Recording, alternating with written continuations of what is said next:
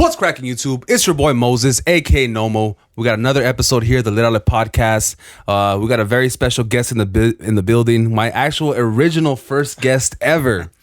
So if you go way down into the archives of this channel, you're gonna see an interview that I did with this guy maybe 2 or 3 years ago, back when our friendship was very fresh, and it was actually a long shot to get you on the show, and you actually did it, which was super dope. That kind of like started my career in this, which was super dope. Because then I took like a 2-year break after that, didn't do nothing on YouTube. Just for, different reasons. But it's a pleasure to have AztekSoul, aka Mondo, aka AztekSoul Art on Instagram. You can find him. We got some of his pieces here that we're going to talk about. But welcome back to the show, my boy. Yeah, I appreciate it. It's good to be back. Thank you. It was great. It's been some time. It's been it was like 3 years, huh? It was like 2 or 3 years ago. Like fucking forever ago. Yeah. Things have changed. We have matured into. We're trying to. I mean, fuck it. Let me go ahead and crack this open. Yeah, but we're different people for sure. Yeah, we're definitely different people from back then, which is dope. Growth is very important. I'm almost in my 30s, and you're a few years away. So things are changing, but we are both definitely on the grind, doing our thing. For example, you are really fucking up this art game. I appreciate it. Which is super dope. We got the prolific Penny right here. Yeah. I got Nip in the building. R.I.P. Nip. Long live Nip. For sure. I'm not drinking right now. I'm taking a couple months off, but I would take a sip of this zero sugar Monster in memory. Plug. Monster sponsor me. Sponsor the man. But yeah, man, let's get into the art. So you got the prolific Penny. You got the TMC flag over here with Nip. You got some pins dropping. Talk a little bit about your art and how. So I grew up a hoodlum, graffiti artist, of course, and that I feel like is really influential in the type of art that I do now. Bright colors, bold lines and stuff like that. I really realized my art was taking off once I started doing the rap album with the cartoon mashups. Right. So like I think the last one I did was Brain and Pinky and the Brain from Pinky and the Brain. And I matched them with the Outkast cover. Classic 90s cartoon. You know what I'm saying? Like classic shit that I grew up off of watching and grew up listening. I figured why not fuse them together? And I noticed that shit was getting a lot of feedback. So I was like, well, let me fuck around and keep trying this shit and see where it goes. And next thing you know, I'm making merchandise. I'm doing personalized logos. Like I'm actually getting some money off of it. So I was like, fuck, I can't be mad at extra revenue in the pocket. So Let me keep doing this shit and see where it takes me. So yeah, I just been buckling down and really trying to get my shit right. One of the first pieces you did that I really like, oh shit, like what is he doing? He did from the cartoon Doug, he did Skeeter, Doug's best friend, the blue guy, into the All Eyes on Me Tupac cover. Oh yeah. That shit was hard. Yeah. I was like, oh shit, like my mind blew up, like Tupac, Doug cartoon, Nickelodeon, like that shit was really like that one really got like like the bubbling going. Before then, like I just post shit just to post it, just to have fun with it. But that one really started doing like a whole lot of numbers for me. And that's when I actually made an art page because of that one. Because before that, it was on my old page.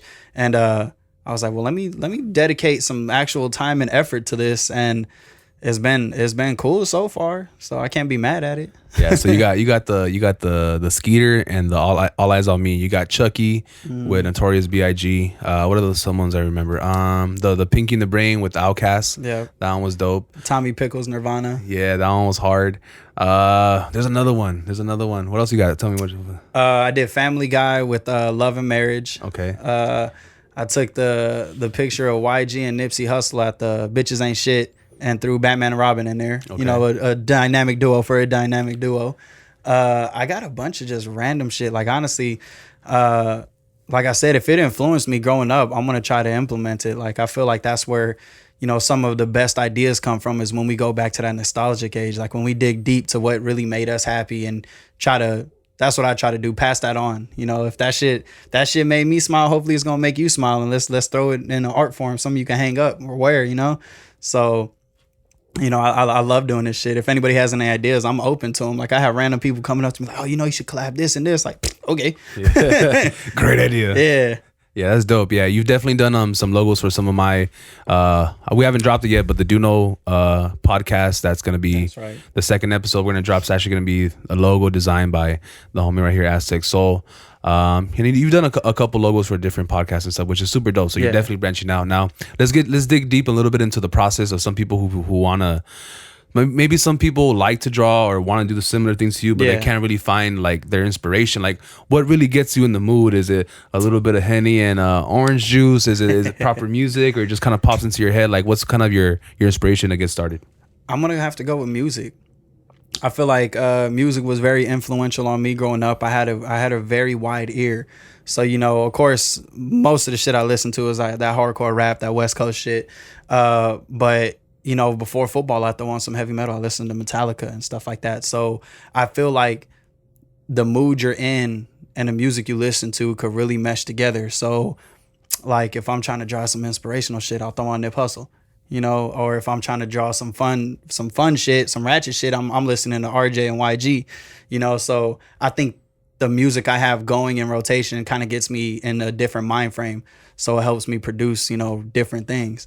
So music, I think, is one of my go-tos. Whatever you play is going to help me pump out some different ideas. Dope. And speaking about music, like back in the day, an album really meant a lot more than nowadays. You know, we're living in the era where like artists can drop 100 mixtapes and 100 albums in a year with 100 songs and shit like that. Like Chris Brown just dropped 32 songs in an album. Bro, you have to put away your whole fucking day if you want to listen to Chris Brown. You got to shower for a week to listen to that shit. For real. Like, without stopping. I got to listen to it in pieces. Like, I've yet to listen to all of Indigo. Shit, I don't think I've still listened to all of Heartbreak on a Full Moon or whatever the shit's called. Yeah. But them shits are like 2 days worth of music. Like, props to him for having that shit, you know, having that kind of music ready to go. Exactly. But yeah, fuck, that's, nah. I ain't got enough time for that. My point to that is going to be like, when you drop a collab art piece with a cartoon and an album cover, like these album covers really mean a lot to us, especially around our age. Like, you know, the Biggie Smalls Ready to Die album cover, or the All Eyes on Me. Like, those are like album covers that we see steadily growing up.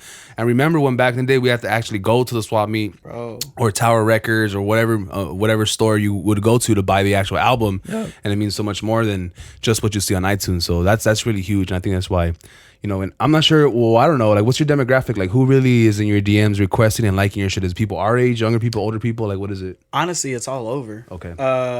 I think it's more so I've gotten a lot of likes and DMs from, you know, people in our age because I've touched on the 90s situation.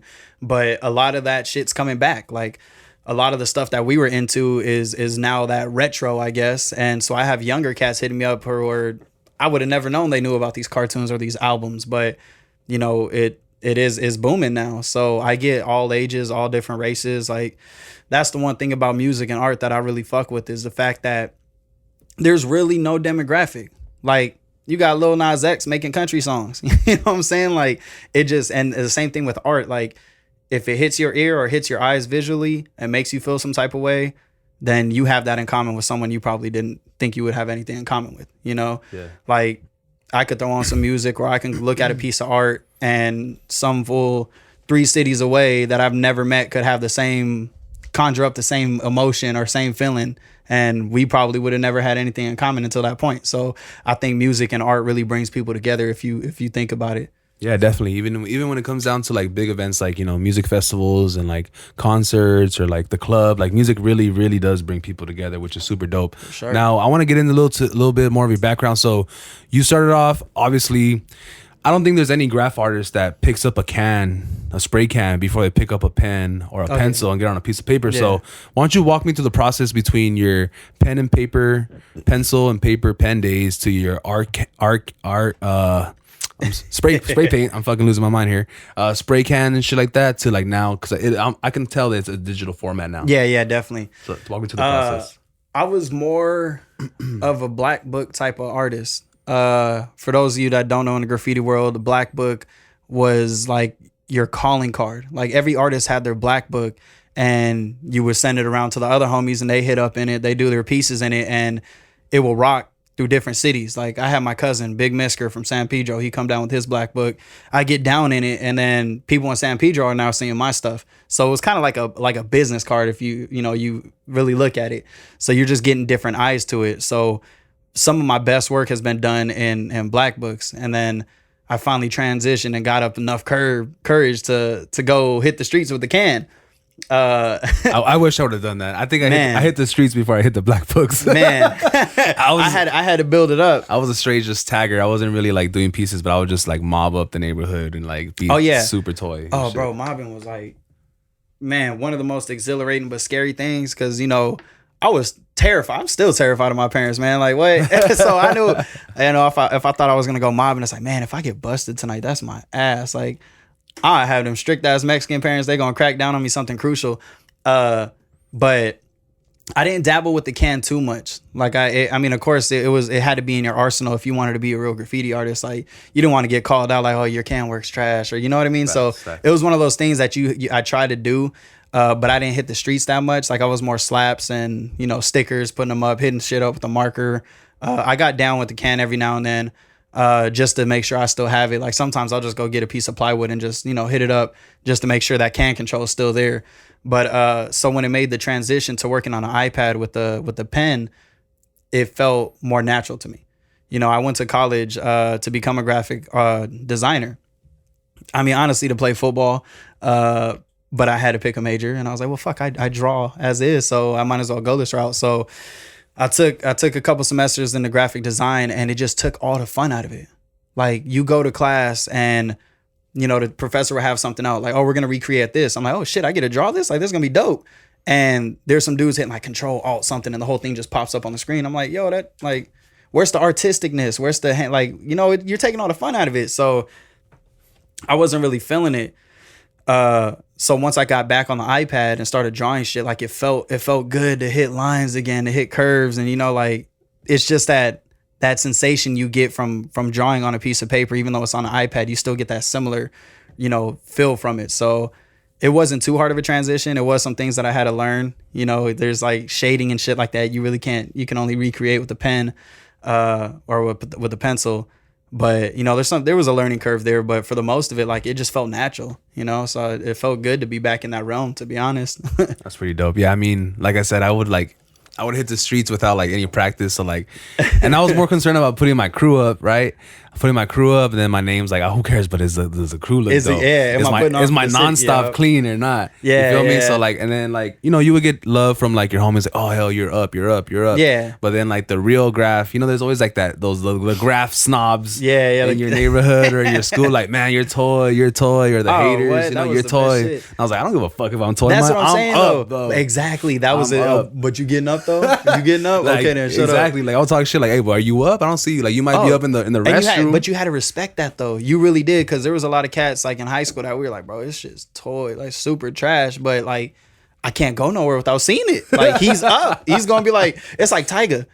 I don't think Tyga's a great artist, but the motherfucker got hits for some reason. Like, he's in your face, like, you gonna like me. And that's the same shit the graph artists is doing. You don't like me, your bitch gonna like me. Bro, I'm saying, like, if you think about it, like, Tyga's one of the most underrated, but look at his hits, bro. He has hit after hit after hit. So that's how the graph artists were looking at it. It's like, yeah, my shit may not be of quality, but you gonna see me constantly everywhere. Yeah. So take that. Yeah, and try me. I mean, and trust me, I tried, man. I tried. I'll go to downtown, hit the alleys, and I'll just see all the like the really, really good artists and try to, like, you know, like, learn a few things and try it out. I just couldn't, bro. Like, it didn't really connect for me. But I was up, bro. I was up for a couple years, and I got witnesses. Everybody in Southgate that you were down Firestone. Respect the man. That toy blue can, that was me. Respect the man. You know what I'm saying? But things have changed. I'm grown. I'm a little too old to be getting caught up. Yeah, man. Tagging. So for real, that's another reason why I dove in it, bro. It's too risky. Like, people are doing like time. The risk and reward is not. Paint. Yeah, it wasn't there. So I was like, let me try to find a legal way to get my art noticed. And do you remember that page? There was a page back in the MySpace days. It wasn't on MySpace, but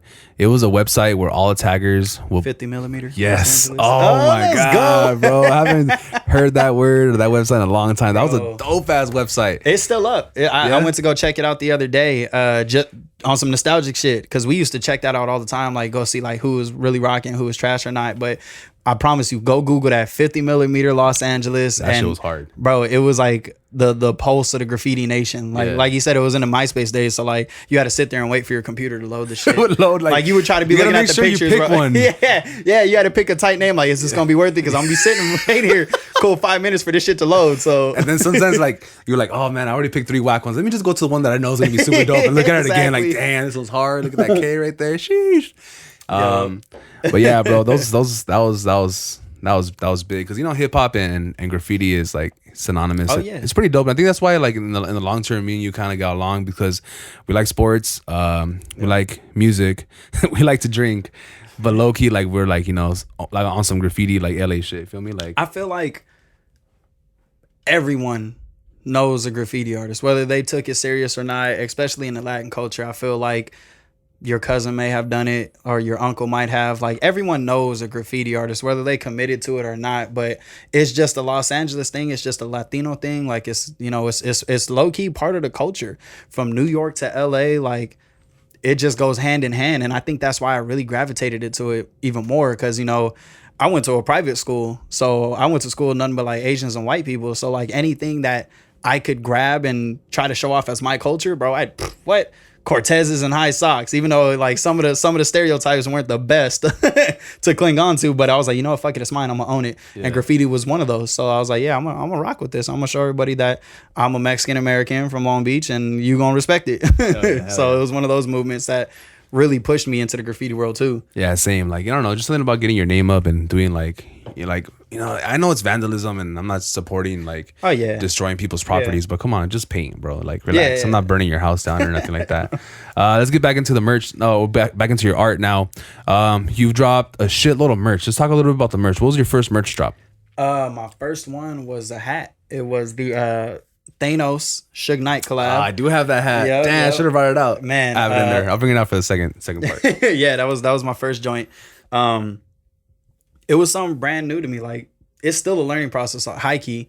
I didn't go to business school. I didn't, some of the terminology I'm dealing with the vendors, I'm still not up to date with. So I'm learning as I go. But it was one of those things where I was like, you know what? I'm seeing other people do it and are being very successful and have trash ass designs, don't have the following that I do, and they're making money. So I was like, it's one of those things like, this motherfucker can do it, I can do it. I love that shit. So I did it. I saved up enough money to get my first chunk of merchandise. I had it shipped out here, and it was just like that backpack hustle. Like, it was to Instagram, who wants to buy it. Like, I carried them in my car anytime I felt I'd go somewhere where someone would want to cop. Hey, you interested in this? It was like slinging mixtapes out the trunk. You know what I'm talking about? Like, it was just, I had to get it. So that just kind of, and I seen that it was possible. So after that, I just started pumping out more shit. I came out, with the I have another hat coming in. I started doing the pins. Rest in peace, Nipsey Hussle. I'm trying to get, backpack, the fanny pack situation locked down. That shit looks hard, man. You guys got to wait for this drop. This fucking fanny pack, that shit is hardcore. Yeah, I'm really trying to work that one out. That shit looks super dope. High fashion shit. Oh, yeah, for sure. It's bubbling. Super hard. And the way I see it is like, it's not really fashion. It's just, I'm trying to put my art on anything I can. If the hat you rock, if you walk out with that Thanos hat, like someone in Southgate seeing my shit, or someone that I've sold some to people in the Midwest. It's a different state seeing my shit. So I'm just trying to put my art on anything I can. So when it's walking around the city, it's another way of me getting up. Yeah. You know what I'm saying? It's facts, bro. It's another way of me getting up. It's the new up. So anything I can really put my hands on and put my fingerprint on, I'm gonna try to do. So, and that's what it comes out that, I'm not sticking to hats. I'm sticking to anything. If you go wear it, I'm gonna try to push it to you, and I'm gonna try to put one of the dopest designs on it, to get you noticed and get me noticed, in the process. That makes so much more sense. Like, thinking now back as like a graffiti artist, like just getting up everywhere. So like now you're tying it in with business, t-shirts, hats, and that's the same thing that these big brands do. Gucci and whatever, they have their names in billboards. We used to tag over billboards. They're in billboards. They have it on shirts, underwear, everything. Exactly. Now I think one of your biggest drops, or one, it seems like on my end watching it, like the Nipsey Hussle pin. Oh yeah, that one really took off. Yeah. Was it? Now I know you were there for the when he drove through the hood. Oh yeah, for sure. Through his hood, and shit like that. Why don't we talk a little bit about that day, how that was? Bro, that was the most emotional but loving situation I think I've been in. Like, this man touched so many people. It's crazy, and I'm not saying this because because of the hype. Like, I really rock with Nipsey since day one. Like, I played football in college, and a lot of homies was from RSC. So we've been put on to Nipsey since like 2010, when he was really still getting out the trunk. So I think it was big for us and for the city is because we seen someone grow from that corner side hustler to a businessman. You know what I'm saying? And that was like the ultimate, like, make it out the hood story. Cause, you know, everybody has that story, but this man did it for him, did it for the city, did it for the people around him. Like, it was more than just him. And he was trying to put people on left and right. So when the whole situation went down, like, you know, once he actually passed, like, it had everyone shook.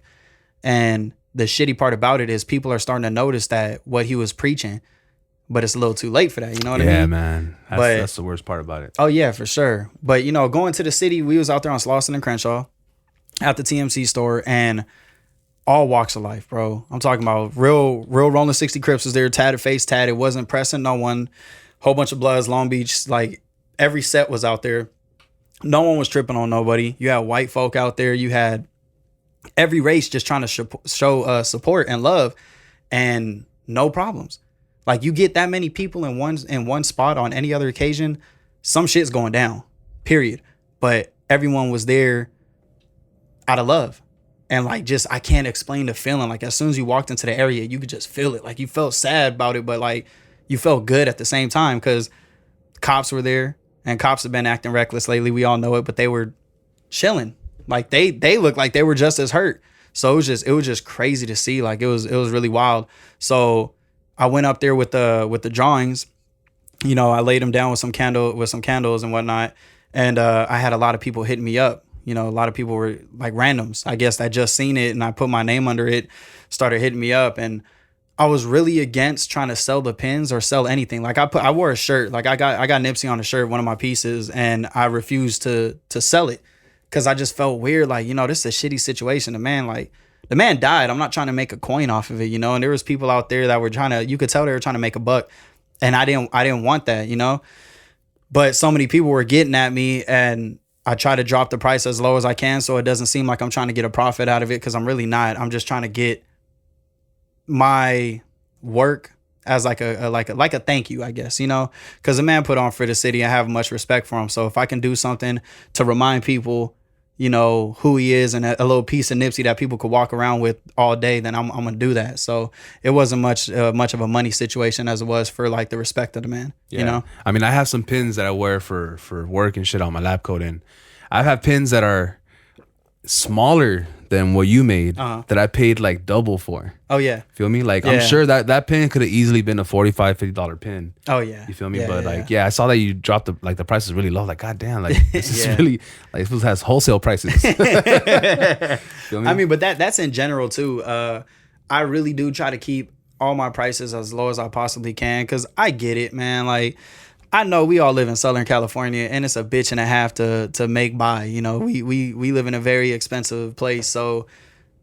if you want to spend your hard-earned money on something that I've created, like, I'm grateful, you know, and I'm going to try to drop the price as low as I can. I'm not going to be trying to charge an arm and a leg, you know, but at the same time, like, yes, it is a business. Yes, I'm trying to get some money out of the situation, but at the same time, like, I'm trying to keep this as humble as I can, you know, and I think that's the key to a lot of people's success, is when you stay as humble as possible. So that's what I'm trying to do. Definitely hustle and motivate for sure. Let's touch a little bit on the business side. Yeah, like you said, you didn't go to business school, so for a lot of people that have, you know, merge or ideas or want to do a podcast and stuff like that, like the business side, I'll tell you right now, a lot of it is just practice and learn. Like, go out there, fall flat on your face, and then see. Like, that's the only way, you know. Even like in real business, like, the only difference between real businessman and a hustler is they understand the risk analysis. So like, let's say a businessman, that's why so many business people get rich off real estate, because you could buy a house, try to flip it and rent it out, but at the end of the day, say the flip goes wrong and you can't fix the house, or you can't put nobody in there, you still own the property. You can sell it and make half your money back. Yeah. When you do things like that we do, yeah, that it's not a lot of physical property that we own. You're really taking a risk and investing in yourself. Bro, it's all or nothing. Yeah, it's like, you know, like, yeah, like you made pins, and yeah, I invested on the camera and everything. But if it doesn't work, like, I can't sell the camera back to Best Buy. Yeah, you feel me? Like, you can't sell the pins back to wherever you get them from. Yeah. So it's a lot more risk. And I just want to for sure like commend you for taking the risk. Oh man, I appreciate it, bro. That's super dope that you have the balls to do it, because there's people out there that, you know, need a little bit more push. And I always see when someone does it on their own without the push and just has the balls to do it, that's super dope. So yeah. Congratulations, and I'm sure this is just the beginning. And I'm sure, you know. Oh yeah, bro. It's gonna be a process. It's a marathon for sure. So, you know, and that's why I'm excited to come to places like this because we both seen each other try to come up out of the dirt, man. Like, facts. I remember you was out here trying to do this. Like, the setup you got now, it can't hold shit to what we first did our interview on, bro. Like, it was like it's night and day difference. So, you know, and that's what life is about. Is about progressing, you know. So, you know, just as much as you commend me, I commend you right back because I seen where you started from. You know what I'm saying? So, yeah. You literally were there from day one. That's that's super dope. What are you kind of brewing right now? Like, what's next for you? Man, probably more hats. I've noticed that hats are probably the most universal thing, and they're one of the easiest things to put my touch on. I might even dabble with air fresheners, like car fresheners, bro. Like, that's what I'm saying. Like I said, I'm trying to put my shit on everything. If you're riding down the street, you know, with the dope ass little air freshener hanging from your rear view of one of my pieces, like that'd be amazing, you know. Yeah. So, I'm just open to everything, man. Like, you know, a lot of people been pressing me about shirts. I might do it. I might not. Like, shirts are tough because 5 sizes. That's what I'm saying. And that's another you know, situation where for us it's an all or nothing situation. So I don't want to be sitting with more merchandise than I need to. You know. Yeah. Eventually I might work my way to it, but it's one of those things that I think everybody's trying to do. So, you know, I'm trying to be different, trying to take another route, but I might mess with it. You know, we'll see. I think air freshener will be dope. Have you ever thought of doing phone cases, like the back of a phone case? I have. I've thought about doing phone cases. What are these things called? The fucking pop socket? The little butt plugs. Yeah, that. I think that would be pretty dope too, but you know. Yeah. I think the hardest thing for me is just trying to pick a design, man. Like, I got so many different pieces that it's like hard. You know, of course I'm biased because I drew them. Like, I feel some type of way about them, but trying to pick which one would be best suited. You know what I mean? So, you know, it's difficult when I sit down like, all right, which one of my creations, my babies in a sense, is going to be next up to bat? Which one's going to be next on a hat or whatever? Yeah. So it's a little difficult sometimes. I get a little overwhelmed. I just close my eyes and pick sometimes, but you know. Yeah, I see you though. I see you you put up polls and you ask questions on your story and to see what people want next. I think that's really genius. Let's touch a little bit on the original interview. I asked you this question, which is going to be, how'd you get the name AztekSoul? Ooh, my boy GA Sniper, Herman.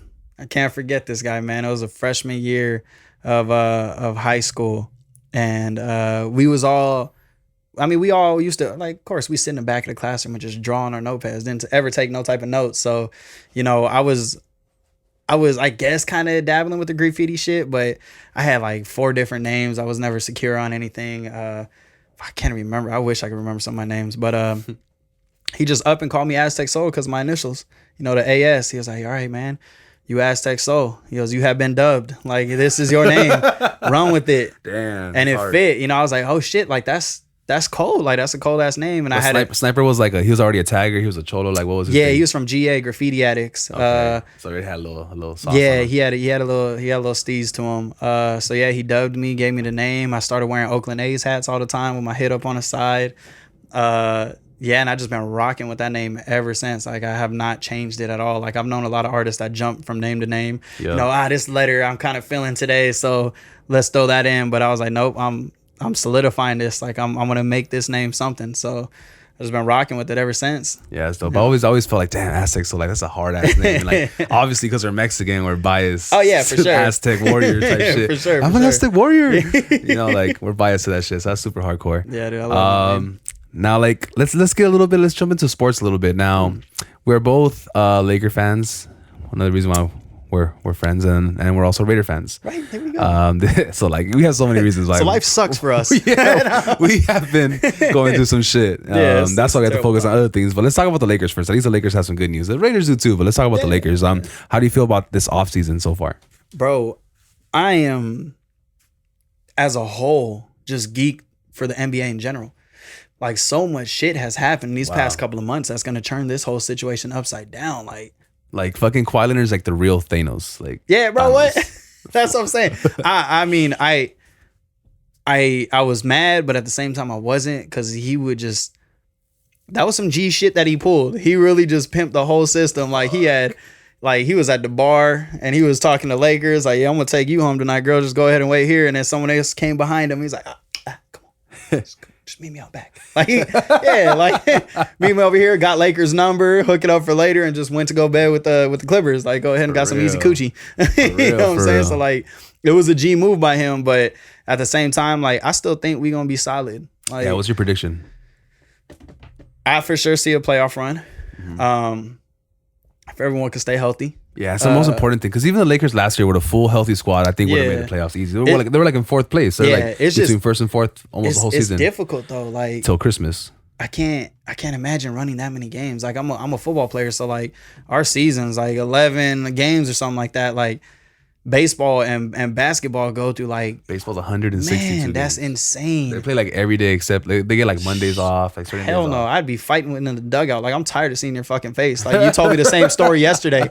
Like I don't care. 162 games, bro. Yeah, bro. The only ones that don't play every day are the pitchers.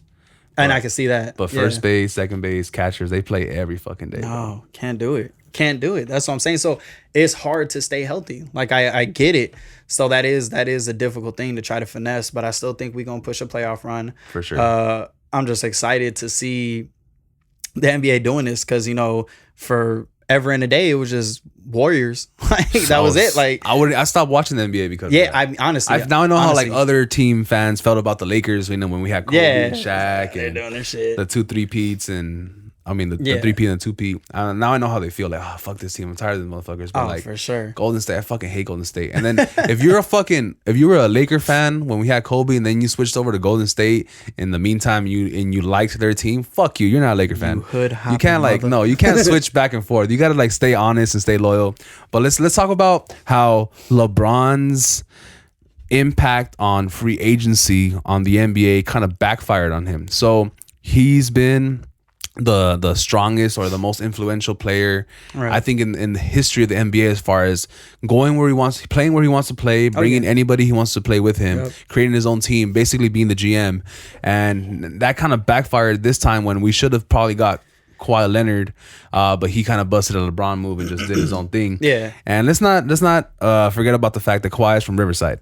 And this is some real Riverside shit. This is some typical Riverside shit. So there's look, Southern California. You got LA in the middle, right? Then you got these other like counties. You got like Riverside. I'm not sure what county that is. And you got like Palmdale. You got like what are some other counties? San Bernardino. Yeah. You got like some outskirt cities, right? Pomona and shit. Some of them are like Pomona's still considered LA County, but like they're LA fans, but they live an hour away. Yeah, that's tough. That must be tough. So when they come over here, like, bro, you're not from LA. And then when they're out there, they're like, oh, I love LA. So he really trolled us. And most of the time, people that live in those areas are like Angel fans or Giant fans. They just go against the grain on purpose because they hate and they envy real people who live in the LA area. You heard? You know what I'm saying? You know what I mean? Feel me? So he just busted some straight Riverside shit. So fuck you, Kawhi. If he ever comes to my office where I work at, I will not serve you. I will call the cops. Get the fuck out of here. We do not serve your kind around here. whoa, problematic. Oh, your kind. Hey, we don't serve your bait and switch. we don't serve your straight back braids. Right? Get some real cornrows. Nah, but like for real, I'm just fucking around. But for real, like that was a straight gangster move that he pulled on us. Like that was a straight gangster move because we couldn't pick up any free agents because we were waiting for him. Yeah, he definitely fucked us over, like high key. But I can't be mad at it because how many times does a league in any sport do that to the players? Like, you got to respect the fact that the players are trying to look out for them and themselves, their families. Like, at the end of the day, they still have families that they got to support.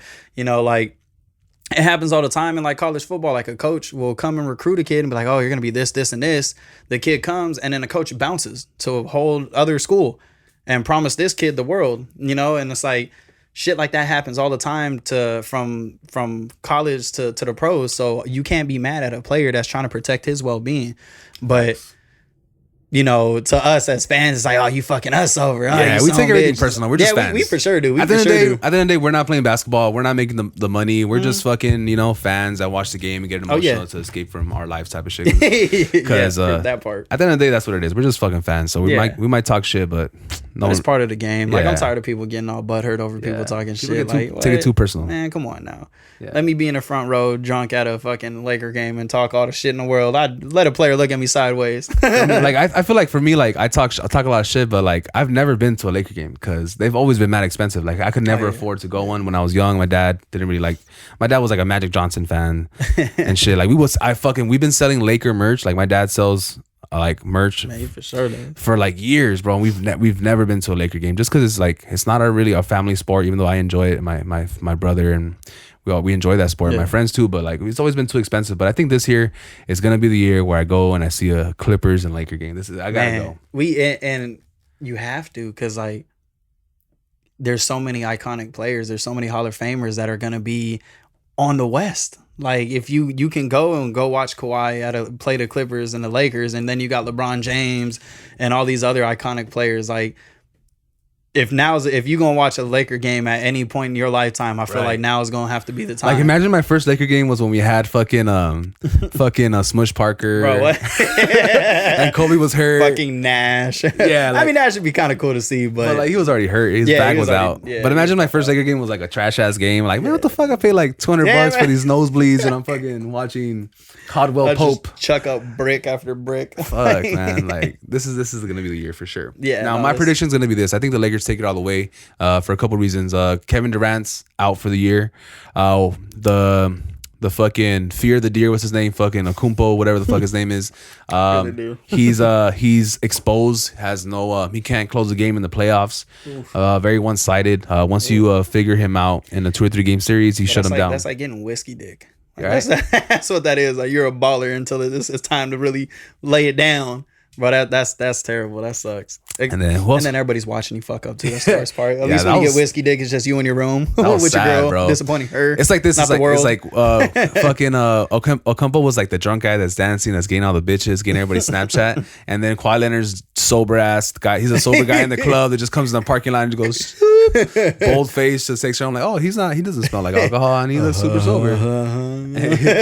Like that's what happened right there. Little switch, bait and switch. The East, what they got? Fucking Jimmy Butler went to the Heat. That's not gonna do anything. The Sixers lost Jimmy Butler and got fucking like a fucking roll of pennies and some land. Yeah, they also lost Redick, so they're not gonna do shit. That team's doomed for life.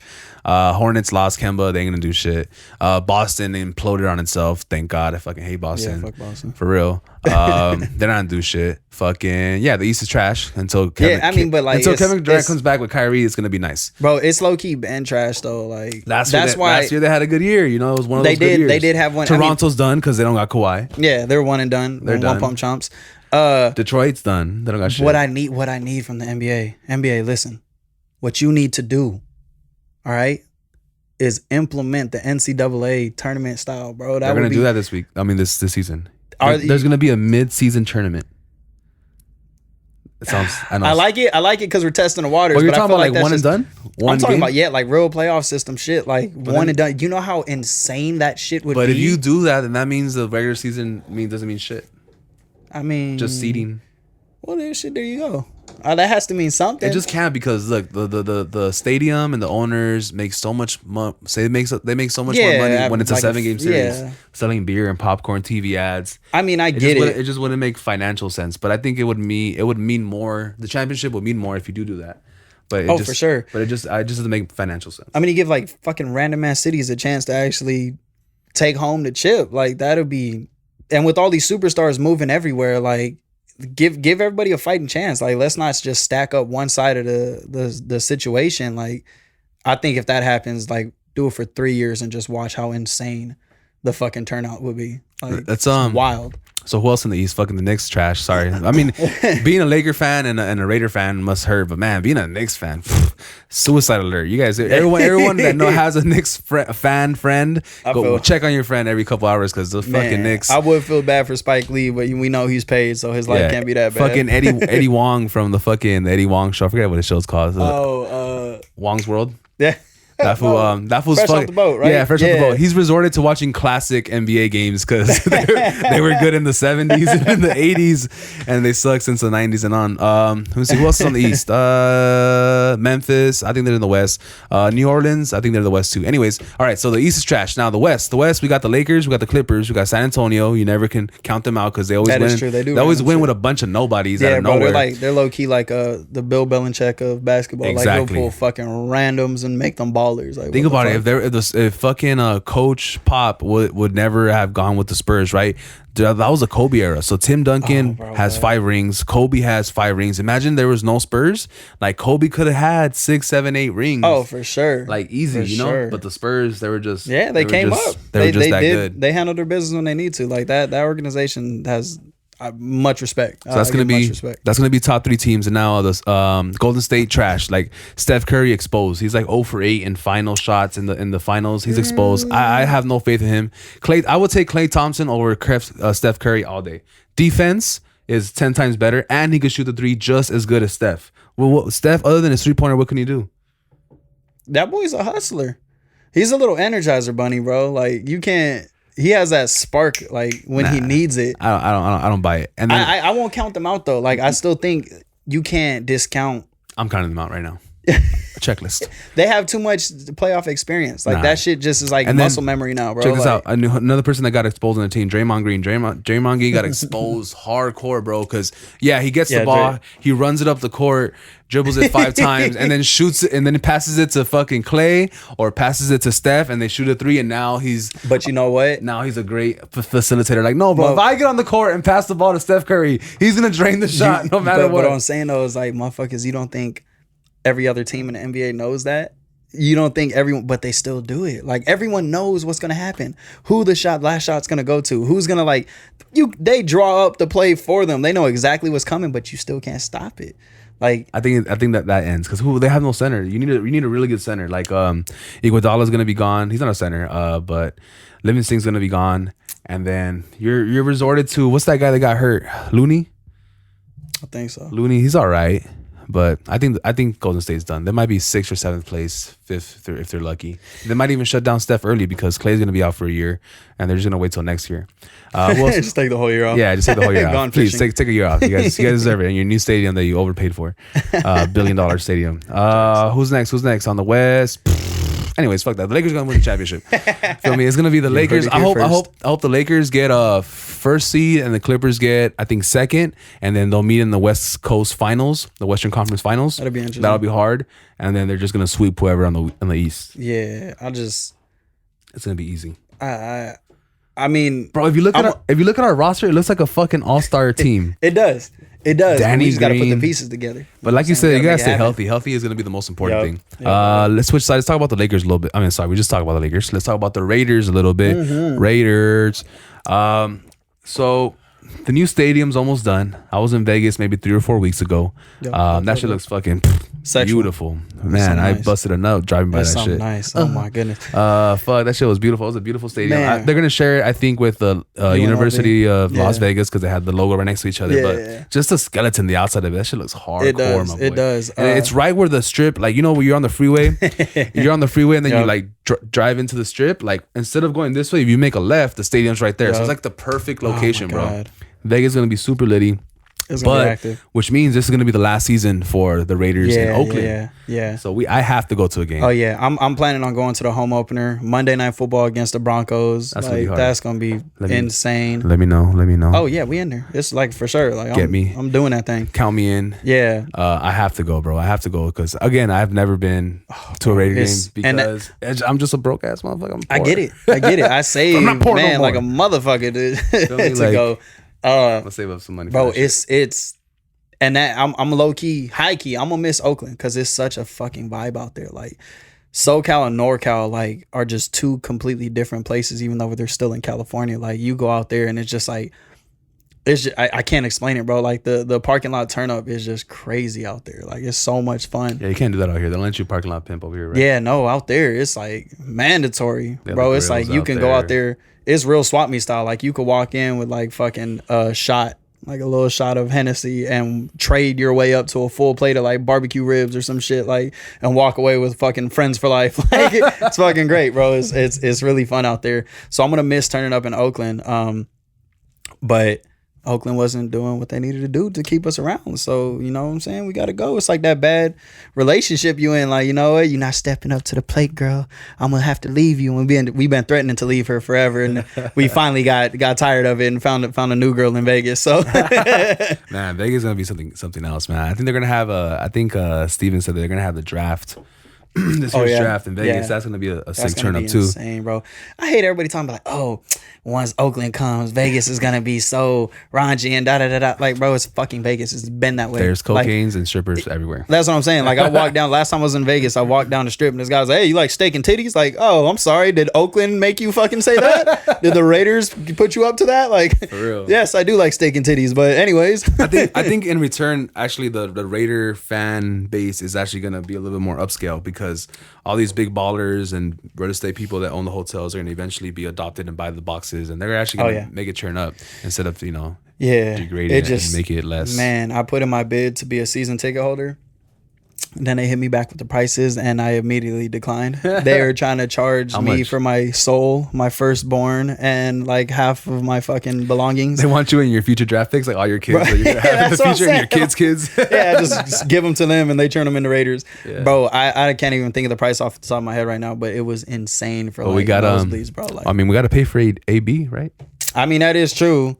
That is true. I'm really curious to see how this Hard Knocks season is gonna go on HBO. Oh, like, bro, yeah. Hard Knocks. I'm high key nervous about it. Explain to them what Hard Knocks is. So Hard Knocks is a behind the scenes type situation for minicamp. So HBO picks one team a year. HBO picks one team a year, and they follow them from the start of their camp all the way to preseason. And they release an episode every week. Every week, right? So you're getting really behind the scenes. Like, there's cameras on these people 24/7, and it's usually a Hard Knocks curse. Like, most teams kind of do shitty once they come out of the Hard Knocks season. So I'm not excited for that. I don't think we're gonna do shitty, but what I am worried about is Antonio Brown. Because we see how active that man and how reckless he was acting on Instagram once he came to the Raider Nation. I don't need another camera in his face. Like, he's just going to be wilding out even more than he already is. I feel like he needs a camera. He's one of those guys. He needs a spotlight. I mean, I get that, but I just don't want it to be to the point where it's a distraction. I think the person who doesn't need the camera is Derek Carr. Derek Carr is one of those nice Christian boys that doesn't really like to shine and everything. Yeah, he's probably going to slip up. I think this is what is he? Do you know his contract? If he has 1 or 2 years left, do you know? Did he just sign something? I think he just signed. I'm not too sure. Either last year or 2 years ago, he signed like a 4, 5, 6, 7 year deal. But I think this is the last year. If he doesn't make this. Because he was on growing and then he got hurt. He got injured in that. That's a hard one to bounce back from. Like, was it a finger? What was it? No, it wasn't his leg. Remember that shit just kind of snapped on him? It was first. I think it was first his wrist, his finger, and then the leg. Yeah. So it's just all banged up. I mean, I get it. Like, as a quarterback, a lot of people kind of underplay the quarterback. You just got to sit back there and throw the ball. I mean, you do, but 90% of the time, as you release that ball, you got these monsters still hitting you, so you have to take some courage to stand in that pocket. 6'8", 350-pound man trying to take your head off. Putting a helmet under your chin. 6'8", bro. You're just like, what the fuck? You know, and Carr was that dude that would stand in the pocket, chest up, Brett Favre style, and just start slinging them things. But ever since he got injured, like, he kind of, oh, shit. You know, and it's just a natural reaction. When you take a big-time injury like that, like, your brain automatically forces you to be like, oh, shit, watch out. Like, protect yourself. You know what I'm saying? So it's a hard one to bounce back from. I think now that we have the pieces around him, he's going to be out slanging that bitch again. Yeah. Just how old Carr was. Got him a jump start with AB. Mm-hmm. I think it's going to be a dope-ass season. I'm a realistic Raider fan. I say this to everyone I talk to. Like, I'm a football player. I am now a football coach. I understand the game. So when we were in them dark-ass years, I wasn't that ride or die. I mean, I was that ride or die, but I wasn't like, oh, yeah, we going to the Super Bowl. We got Jamarcus Russell. Like, no, shut up. Like, we're trash, and I know it. So I can be realistic about what we're going to do. I think we're going to do good. How many wins?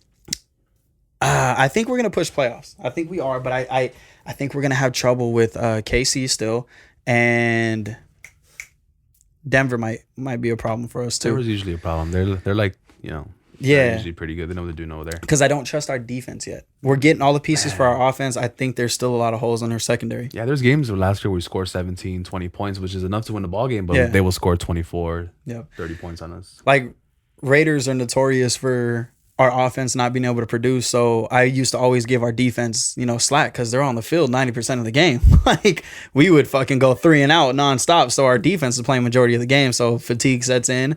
We're getting fucking taken up top all day. But now that we have an offense that's gonna, take some of that field time, there shouldn't be any excuses why our defense can't come out. One of the things I'm most hyped about the AB pickup is gonna be he's gonna wear 84, right? Mm-hmm. And then his last name is Brown. It's real reminiscent. So Tim Brown, but like Tim Brown when he was on and popping, like he was like the number 1 jersey because a bunch of Mexicans just like the word Brown on the Raider jersey. You feel me? Like Brown Pride, Brown and Down, bro. He was one of the coldest receivers because he looked like trash.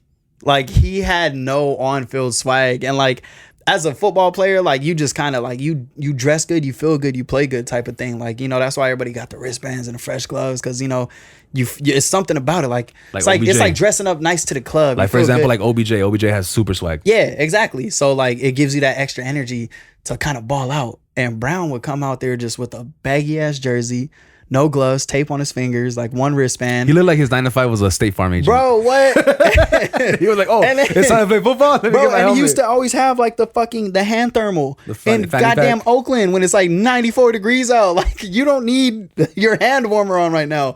But the motherfucker could play. He was a baller, bro. He was a baller. That's what made it so cool. It's like, and then you put Jerry Rice next to him on the other side. Oh, what? And that...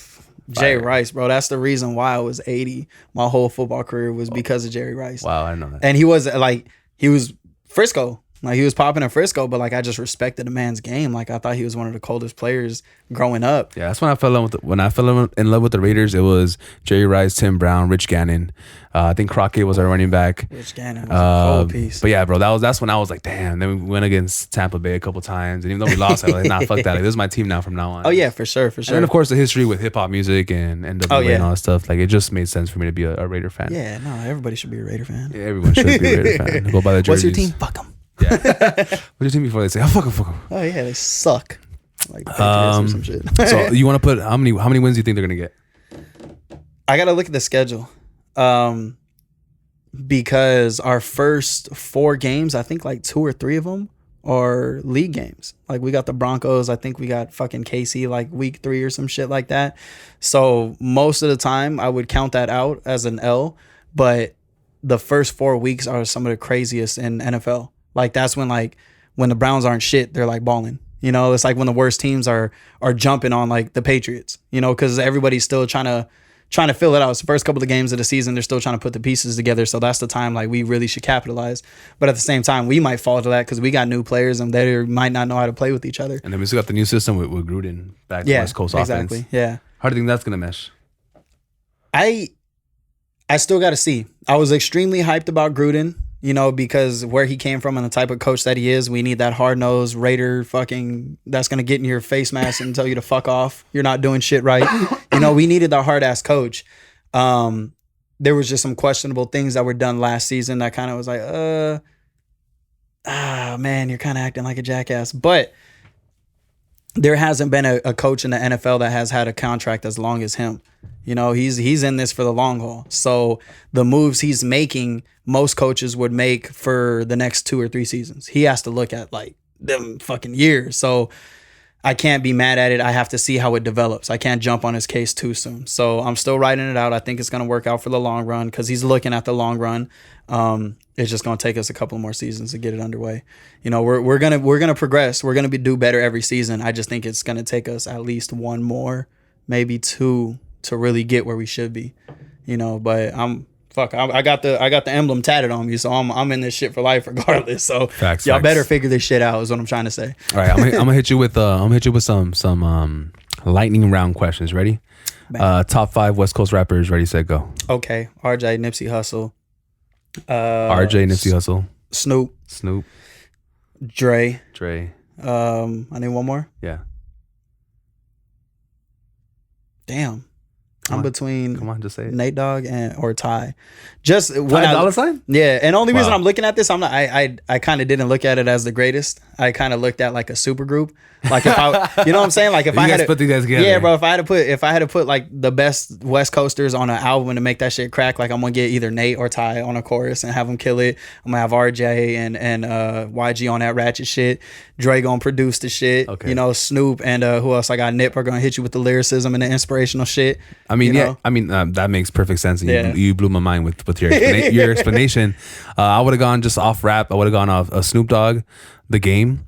Oh, man, The Game is probably one of the best freestylers I've ever seen. If I was old enough when Game was popping, I was like 11, 12, man. If I was old enough, I would have got a Game tattoo. Like, facts. Easy. I was just such a big Black Game. Wall Street? Yeah, like Black Wall Street, The Game, GU Not. I would have got GU Not tatted on me. Facts. Oh, bro, that was a fucking movement, bro. Bro, What? GU Not, Oh the my mixtape God, Game on 300 MySpace, bars, bro.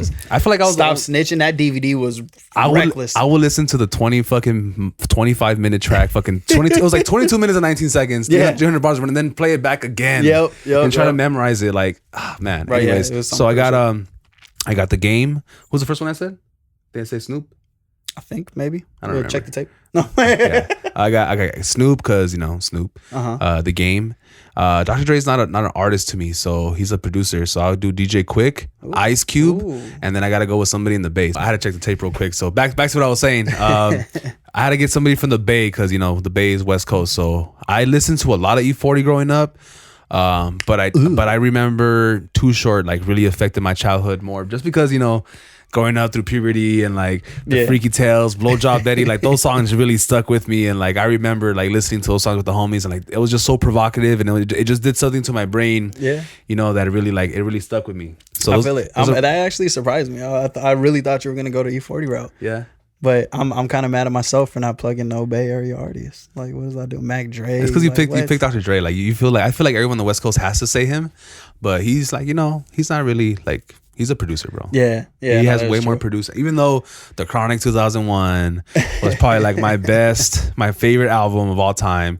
I just had I took the CD out, put a fucking pin on the wall, and had just a CD right there because I already had downloaded it onto my computer and it was on my iPod. I had an iPod and shit. So I didn't need so I had like a big weed plant. My dad would walk in and goes, "What's that?" I'm like, "It's a CD." He goes, "What about that plant?" I'm like, "I don't know what that plant is." that was here when I got here. Yeah. But I was like, "Yeah, I know what that is." But you don't know what that I know. You don't know that I know that you know that I know that you don't know that what it is. Got him. Feel me? So that's funny. How about this? Name your top 3 Lakers of all time. Top 3? Okay. Kobe, the Diesel, and Magic. Damn. Yeah. Yeah, I'll probably go with the same. Yeah, Kobe, Shaq. The Red Sox, they've won like Oh, for real? 6 out of the last 10 or 15. Who's that guy? Hey, oh, come on. I was watching that. We've been talking. That's how you know we've been talking for too long. Let's get this back We're on not here. long enough. This is my secret. Don't tell nobody. I have a logo video. That's how you get it done. Everyone wants to know. You get a logo. You put that shit on the fucking video, and then that's how you get this shit back here. Now you know. Anyways, Genius. So Kobe, Shaq. Oh man, I don't know if I can give it to somebody that I don't know. I've never seen play. But okay, all right. So you calling me out? I get you. No, it's cool. No. Cool. I'm gonna give it to Kareem instead of Magic. Okay. I just feel like Kareem was more dominant, more of a dominant player. I can't. Magic was just more showtime. He was more like no look pass. Nah, you want to talk about dominance? Like the man beat AIDS. So off that alone, I'm giving this man his props. Like, You're right. We're talking about basketball here, not just life. Let me see. What else can I ask this man? Top 3. Are you still fucking with Munchie Meals? You goddamn right. What you mean? Okay, so give me your top 3 fast food in the area that you always fuck with. Yak in the Box for sure. In-N-Out and man, that's tough. Who's gonna be the third? Who is gonna be? I'm just gonna throw Taco Bell out there. Yeah, I like Taco Bell too. Taco Bell. I like Taco Bell. I fuck with Jack in the Box. I'm not the biggest In-N-Out fan. I'm not. Okay, so you a communist too? Yeah, is that what's going on? You? I just feel like it's overhyped. It's good, but and then there's one like around the corner from me, right here in Azalea, whatever. But nah, I'm gonna go Alberto's. Mexican food. Oh shit! You can only find Alberto's in like the hood. You know? Yeah, fuck. Like there's one in every hood. That And shit do be bro. smacking, though. Carne asada fries, a super burrito. They got a burrito like 30 inches long. Like when you're drunk as fuck, that shit's hard as fuck. It has fries in there, carne asada, and that's how I got. This is what Albert's creates right here. So be careful. It's a fucking weapon. It's a weapon of mass destruction. It's a suicide weapon. Nobody says. That shit is fire though. Your favorite Four Loko flavor? I think it's the watermelon one. Yeah, the green and that shit smack. You like watermelon? Oh, I remember. My goodness, that shit is dangerous. I fuck with the green apple. I got a green apple in there. I got a fucking fridge full of beer and Four Loko that I just randomly decided to start losing weight. So now it's in there just fucking frozen. And I look at it every morning when I grab a water. And you got me here sipping on Hennessy. Oh, you're right. Should have get to you. Nah, I'm gonna save that shit So for later. disrespectful. Sorry. Like I don't love Hennessy, but If you would have finished your Hennessy, I probably would have offered it to you. But so god damn it, I've been slow playing it. slow. And I'm sure you got to drive, so relax. I know. Let's See, this man's a gentleman, ladies. You hear that? I would have pressed you if you got what a guy. If you would have got a ride or Uber, I would have pressed you on it. But let's see what else. Top. Okay. You fuck with Ciroc? Not really. Okay. What's your favorite hip hop alcoholic drink? Hen dog. Okay, but that one doesn't count because it's not advertised or owned by a rapper. Advertise my ass. Everyone talks about Hennessy, but I see what you're saying here. Yeah, like you got P Diddy with Ciroc. Yeah. You got Bel Air with Rick Ross. What's Jigga have? Jay-Z have? He has FN is 50 Cent. Jigga has Duce. Oh yeah, bro, that shit's fire, bro. Duce is really good. That shit is amazing. Honestly. I fuck with the brown way more than the white. Yeah, I can't. I mean, back in like the party days, bro. Like I no mixer, whatever it was, white, clear, anything. Yeah, just I'm straight out the bottle. Now it's like I can't do clears. Yeah, even though I'm Mexican and like most Mexicans fuck with like a tequila or like Bucanas is good. It's like Scotch. Hell no, I can't. Scotch and whiskey. Damn that shit. I like it. Bro. I feel like it's smooth. Mm-mm. It's like a watered down version of Hennessy. You crack it open, you just hear banda. Like I can't. Nah, bro, I can't do it. That shit is It's not like usually when people say that about liquor, it's like, oh, you had a bad time with this. I know, I just fucking hate the way it tastes. Is it the smell or the taste? It's the taste. It's the taste. I can't pinpoint it. It tricks you. Like it looks like Hennessy, but then it tastes like completely different. It's not fun. It's not fun. That's how I feel about Jameson. I could do Jameson. Jameson's my friend. I could do it, but it's like See, I can't. I'd rather not drink than have to do Bucanas. Like wow, I would drink Bucanas all day. No. I just I just been drinking it for so long, but I would never I would never go and pick like, oh, let me get a Bucanas and I'm gonna get drunk as fuck. Like no. It's there, somebody bought it, it's the last resort, I'll drink it. Can't be mad at free booze. All right, hot Cheetos. Do you go with the hot Cheetos with lemon, extra hot Cheetos, or piss everyone or off regular right hot Cheetos, or are you going cheese? You guys are all gonna get so mad because I hate all of that shit. You don't like hot Cheetos? I don't know. Wow, never know. You're such a weird Mexican. Bro. Right? Yeah, bro. For real. I dabble with Takis every now and then, but I guess I got to be in the mood for it. Other than that, I don't. Hell no. You know what? Me either, bro. You never really see me, Mike. You ever see me with a bag of hot Cheetos? Yeah, man. Maybe in middle school or elementary, like I was fucking with it, but you never. Just all fucked up. Huh? The finger stains just. Yeah, I mean, I don't know what it is, bro. Like hot Cheetos not really my thing. Like I like real chile. Like that's like kind of like fake chile. Yeah, I'm not big on spicy. I'm just now getting into it. That's not even spicy, bro. I just no. To you, it's spicy? Yeah, nigga, fuck that. That's like exactly why I'm not trying to look like a bitch in front of everybody eating my Cheeto. Like, yeah, I'm not gonna do that to myself. Coke. Like, look at this bitch eating chips and his mouth on fire. Like, nah, I can't do that. I feel you. Coke, Pepsi, or Dr. Pepper? Coke. Okay. Sprite, Squirt, or Mountain Dew? Tough. That's a tough one. Or Mountain Dew. Oh, hey, bro. I don't know why, but the Mountain Dew at Taco Bell hits differently, bro. It does. Mountain Dew smack over there. Like what? They got like the perfect combination. Like yeah, it's the you shit buy that off lowers the bottle. your. It's like They add more of the shit that lowers your sperm count. Probably. You remember hearing that shit? Everyone's like, "Oh, don't drink Mountain Dew. You ain't gonna have kids." Hey, do you remember Surge? Like Ibaka? No, nigga. This is the fucking soda. Never mind. Go ahead. All right, answer that. Fuck, I don't know. I honestly have to be in the mood for it. Like, I would put Sprite at the bottom of the list, but there's some days where it's like, yo, I really want a fucking Sprite. Squirt, I would have. It's between Squirt and Mountain Dew. Squirt's such a Mexican drink. I wonder, do they have Squirt like in other parts of the country? Shit, I don't know. I've never left California. I've been to Nevada. Yeah, you don't need to. Yeah, the flyover states. Fuck, that's a tough one, bro. That's really tough. Come on, you gotta pick I'm gonna one. have to go with Squirt then. Squirt. Yeah. Mountain Dew? No. I fucking love Mountain Dew, but too. like I feel like Squirt not that just many people hits love- sometimes, and then you can mix it with a lot of booze. So I if think that's why I like it if too. I'm drinking tequila, it's gotta be Squirt. Like, that's that's one of the ways I could drink tequila. Yeah, And I again- don't really like mixing because you know how you're supposed to mix clear with clear. I don't give a Yeah, I fuck. don't do that shit either. But fuck that shit. I'd rather do Squirt over Sprite when mixing with Okay. anything. Sprite back in the day though in middle school, like I think it was either the commercials or campaign where I used to just fuck with Sprite heavy. All the Yeah, like they had me hooked for the commercials. I was a sucker for a commercial. Yeah. But yeah, I'll take Mountain Dew if it's from Taco Bell over anything. I'll take Baja Blast. The green one doesn't matter. Anything from Taco Bell. Cold Red be fire. Yeah, bro. I'm just telling you, it smacks differently from there. It does. Second place, I'll give it a I'll Squirt, change my answer now. and then Sprite. Yeah, then I'll take Sprite. But you know, I don't eat Taco Bell all the time, so. Yeah, I might get that shit after this. That kind of sounds. Nike, Reebok, or Jordans. I've never had a pair of Jordans. You've had a pair of Jordans. Oh, you know what? I recently had a pair of Futures. I got a pair of Futures because fucking I'm getting old and my feet start hurting. So I was like, let me pay for some good shoes. I just remember that I asked you the same question. Yeah, bro. I couldn't afford the motherfuckers. So I'm gonna go with Nikes. Nikes kind of rule the world. What kind of Nikes? Shit. Nike Cortez. To be stereotypical as fuck. Fucking Mexican. Let's see. As far as basketball shorts, are you doing Jordan basketball shorts, Nikes, or Adidas? If it's like them low key, like the sweat shorts, the Nike ones, I fuck with those heavy. But if like I'm actually gonna get athletic, like if I'm gonna basketball go, shorts. yeah, like if I'm gonna do something athletic, it's probably gonna be Adidas. Okay. You know, the thin little dry fits or whatever. Because you know those are fucking fire when you're actually trying to work out. But if you're trying to look fly, like I'm gonna go with the Nike shorts. Facts. Fuck, I had another one lined up, but I forgot it. Oh yeah, Pro Club, Pro 5, or Shaka. Ooh, Pro 5. Pro 5. I think that's what I got on now, if I'm not mistaken. I like the. It's a thicker neck. I like to be choked.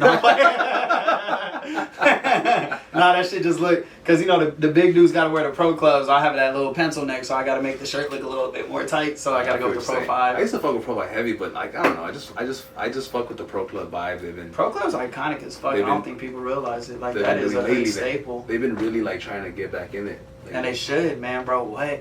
I remember back in the day, you had to wear your Pro Clubs inside out just to verify that it was a fucking Pro Club. Like, you get roast like, that's a AAA. That ain't no Pro Club. Like, let me see the tag then. Like, what's the tag looking like? Bro, I used to be able to spot a AAA or a fucking Fruit of the Loom or a Hanes from like a mile away. Like somebody like walked in fresh. Like, man, you wearing a fucking AAA? Like, fuck out of here, bro. Like, what is that, a large? Is that a large? It ain't even an XL tall? Bro, you're not. Why can't I see your fucking belt, bro? Your shirt young, bro. Your shirt young. That's your little brother's shirt. You gotta be here with the shirt damn near past your elbow. Like, I can see it had to be a elbow, tall. Yeah. It had to be a tall. It couldn't just be a Facts. size. It had to be your size +2 plus the tall. Yeah. There's clothes that I wore back in like middle school that still to this day do not fit me. Like, I was out here baggy as all shit. Like, man. With the rubber band tied around my jeans so they wouldn't touch the Air Forces. Like, it was something cold back in the day. Because that shit will stain your white Air Forces. Oh my god. The fucking 501s will stain your shit. Trust me, I know. The with the dog tag chain. And then the shoelaces, like once they get dirty from the jeans, it's a wrap. You gotta buy new ones. It's a wrap. And then the new ones never look the same as the original ones. Nope, they sure didn't, bro. Fashion back then was fucking disgusting. It was Lot fierce. 29.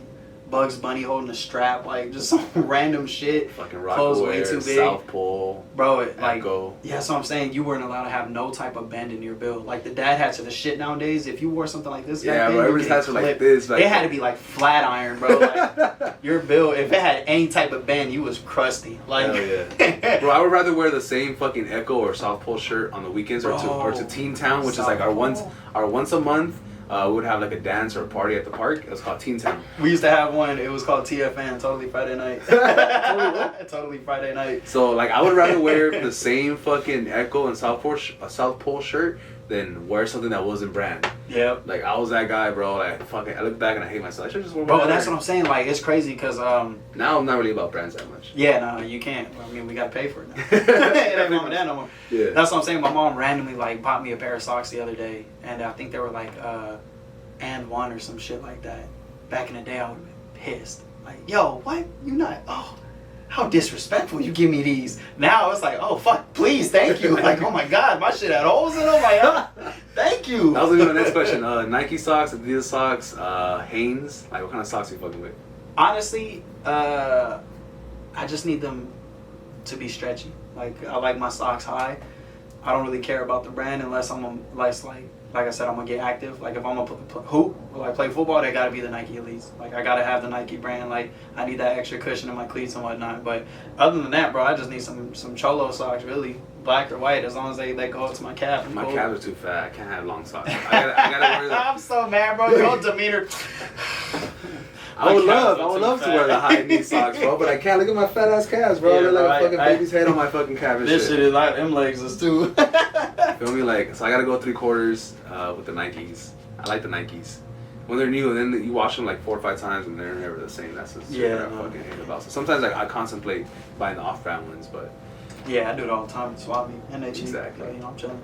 What swap meets have you been to? The Lamo fucking Swap Meet is all I need to do. Okay, good. That's the one and only. Santa Fe swap meets. No, Santa Fe Swap Meet is if I want to party. Like, that's just fun over there. But if I really need to like Buy something. stretch my paycheck, I'm at the Lamo. Yeah, I fuck with Los Amigos. Shout out to them. What gas station you fucking with? I think I'm gonna go with Marco. You fuck with Arco the most? Yeah. Even though they say like it's bad for your engine and all this bullshit. Yeah, I mean, I don't there's like a lot it. of shit that's bad for us. Obviously. It's the cheapest fucking gas. Yeah, that helps. It helps. Feel me? Like, sometimes I pump Shell because I feel like a baller just got paid. I pump Shell and I'm like, Yeah. never again. It's just Honestly, $50 to fill up a Honda should not. That's be what I'm more saying. My car is really good on gas. So like $25 at any gas station really sets me. Like, it's pretty much the same for me. So I don't really get too picky on my gas stations. Yeah, I put in like, well, now that I'm driving more, but when I was just driving to like work and to go coach, I just put in $25 a week and I'll be chilling. Have you always been into dad hats? You never wore New Eras? Oh yeah, I was for sure into New Eras. Yeah. What were you rocking? I was really against dad hats for the longest because I didn't think they would look right on my little head. I wear like a size 6, bro, on fitted hats. No, you're like a 6, 7, 8. Nah, bro.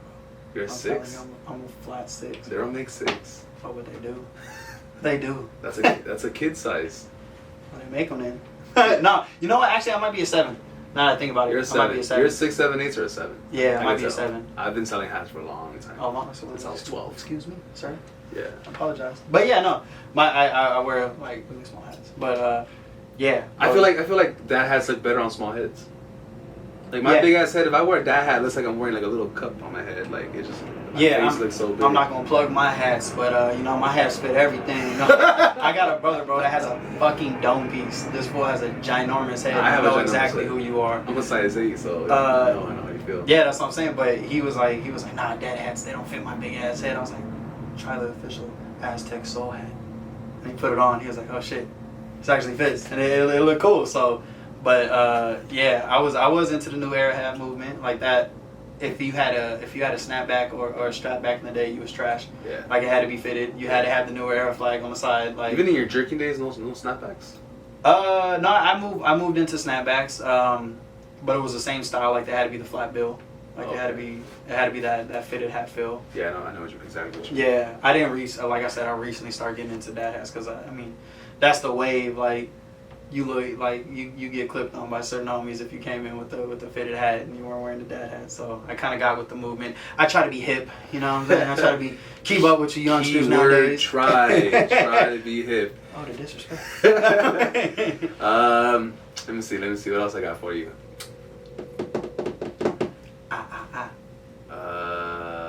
Let's talk TV. The Simpsons or Family Guy?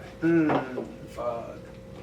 I think I'm gonna go Family Guy. Yeah, man, Family Guy really took over, man. I was a diehard Simpsons fan. Yeah. I used to fight my dad for the remote because the Noticias 30, you know, the Channel 34 news would come on at 6, but the Simpsons would come on at 6 too. Yeah. And we would just fucking battle. Even though I had my own TV in my room, my spoiled ass. I want to see it in the living room. Yeah, son. I had like a little 8-inch TV. I'm like, nah, fuck that. I need to watch the living room. And then you ever had the TV with the little?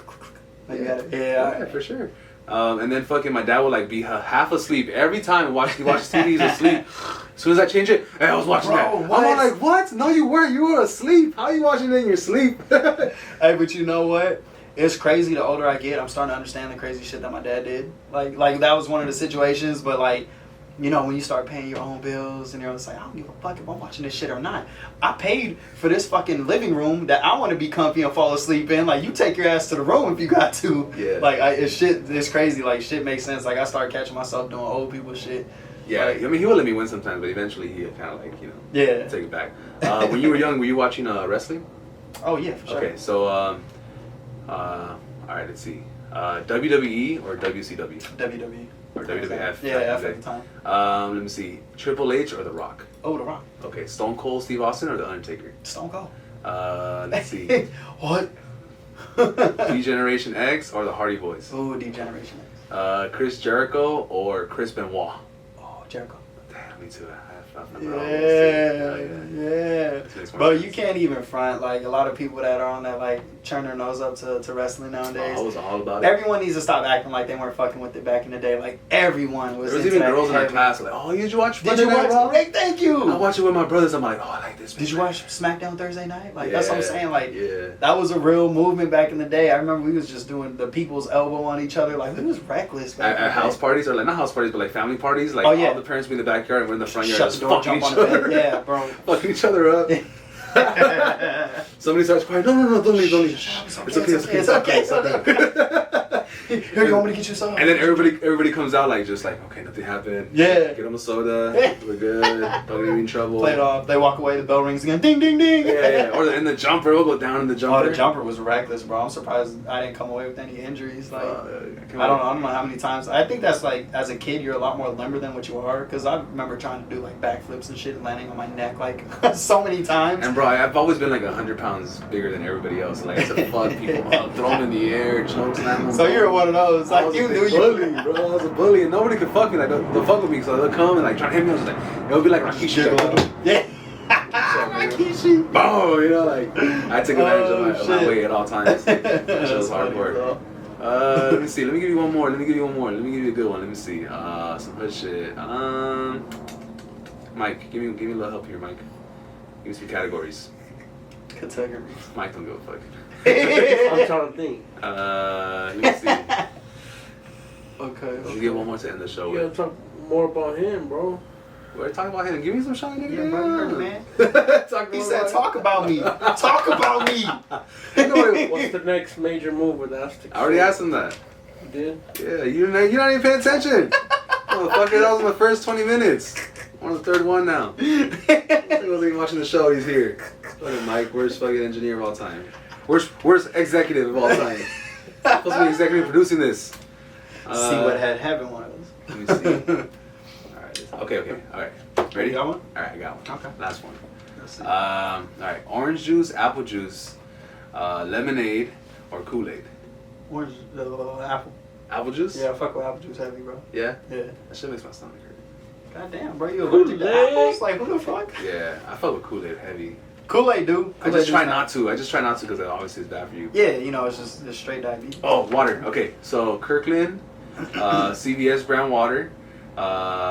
What's that bougie shit you like, Mike? Fiji, Essential, Fiji, Smart Essential, Water. or Smart Water, or Voss? If I have the wallet for it, bro, and I could really drink it like all day, every day, Smart Water, bro, that shit is smack. Like, Yeah. there's something about it just fucking tastes amazing. But like, I'm usually more the Kirkland, like the cheap shit, whatever. Oh, You you know got what I'm saying? fucking 48 pack for like $3. Like, That's what I'm saying, can bro, you like- really beat that? Yeah, you really can't. It's like I'm I gonna don't like think I'm so. gonna like you either way. But Yeah. if I could buy Smart Water, buy like the packs or some shit, like that'd be life. Cause that shit is amazing. PS4 or Xbox? Is it metal door? Xbox, Yeah. homie. Your Xbox? Bang, bang, bang. Yeah, I'm Xbox. I forgot. Oh yeah, you are. Yeah, you're playing Xbox. You Yeah. already know what it is. Let me see. I gotta end it with what a better one.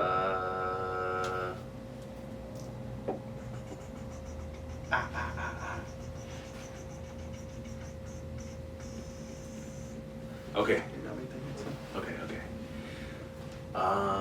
The beach Mm. or Mm, like hanging out like in downtown. mm. Like that super like touristy shit. Would you rather go to Santa Monica or would you rather go to LA Live?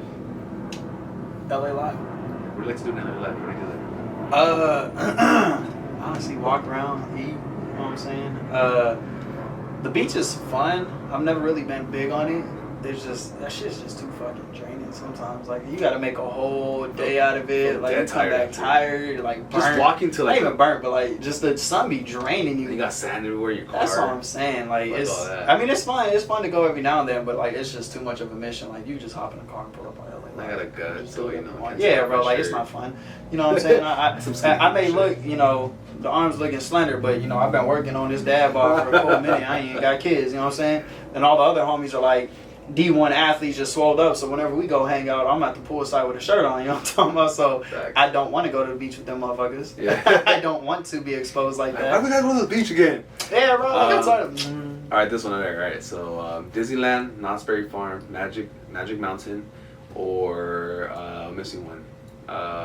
Okay, Knott's Berry Farm, Disneyland, Magic Mountain, and golf and stuff. I'm missing one. What other amusement parks we got here? Oh, Universal Studios. Oh, I've never been to Universal. What? Yeah, I've never been. I've been there 10 years. That shit shut the fuck up. Yeah. But they got Simpsons Land, whatever. I do want to check that out. I need to go check that out. I do want to go. Yeah, I've never been to Universal. I'm gonna go with Knott's just because the price range makes it so easy. Like I am currently not to flex or anything like that, but I am a gold member. Oh, the gold card at Knott's. You know what I'm saying? I got it like that. What do you get with a gold card? What, free parking? I go in, free admission. I get a food plan with it. Bro, the food plan is fucking amazing, bro. That shit is great. So the food plan, I could just go in just to eat at Knott's, right? So you go in, you go to any restaurant, you get like a full meal, and it recharges in an hour. So basically, by the time you're done eating, burn some time, and you can go to another spot and eat again.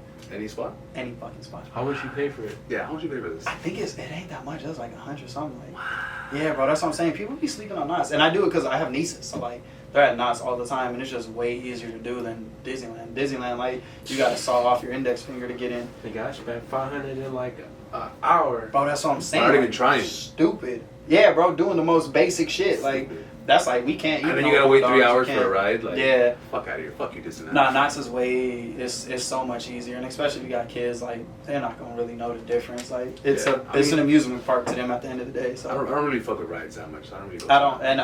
I've never been to Magic Mountain for that reason. Fuck, I was at Magic Mountain and I got on. Is Magic Mountain that Goliath? Yeah. I got on Goliath by accident one time. That's by accident, bro. I just saw the opening. I'm like, oh, this fella's pretty cool. And you can't see the fucking. You're following a girl for sure, bro. I was like, what the fuck? I was like, and it's just a straight like, boom, yeah, bro. Never again. I hate that feeling, bro. Not being in control. Yeah, nah. You feel your nuts just shoot up to your chest. Like that's not fun. I'm not into that. That's cool. I like my nuts where they're at. My brother fucking snuck a GoPro on to, I think it's Boomerang at Knott's, and pretty much just recorded me acting like a bitch the whole time. So that was fun. I don't really. But you'll still get on it? I think I've gotten used to it.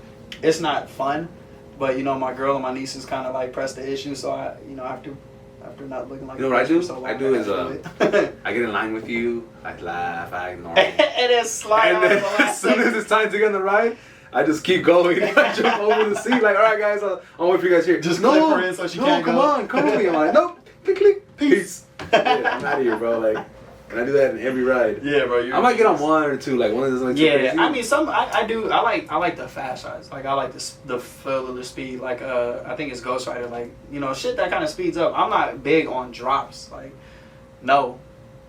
No. And I just feel like I'm just so tall and fat that I feel like my shit's always gonna jump up. Yeah, that scares me. Like I can't enjoy the ride. Yeah. Like if I felt like super safe and secure, I think I would. I never feel safe. Like that's the worst part. And there's like a bunch of videos on Instagram of people fucking dying. Like someone died yesterday. Like 3 kids died off a fucking carnival ride or some shit. Like. What the fuck? Yeah, there's people dying. But I mean, I'm sure it wasn't a big amusement park, but like people are dying all the time off that shit. Like that's not the feeling I want.